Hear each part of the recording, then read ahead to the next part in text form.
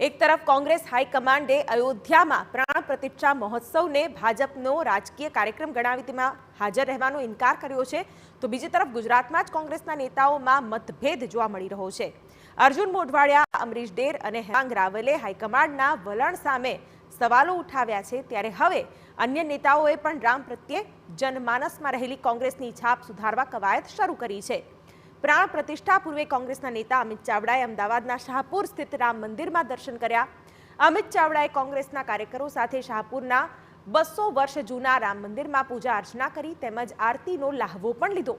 કોંગ્રેસે રામ મંદિર મહોત્સવનું આમંત્રણ ફગાવ્યું તે મુદ્દે ભાજપ તેને ઘેરી રહી છે, ત્યારે ચૂંટણીમાં આ મુદ્દો કોંગ્રેસને ભારે પડી શકે તેવી ભીતિ પણ નેતાઓમાં રહેલી છે।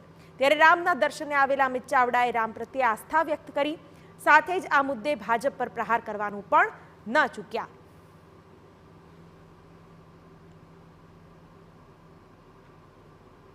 ભગવાનના નામે ક્યાંક રાજનીતિ થતી હોય, પણ ભગવાન રામ સૌના છે અને અમારા સૌના હૃદયમાં ભગવાન રામ માટે એક અનેરું સ્થાન છે, એક અનેરી ભાવના છે, લાગણી છે।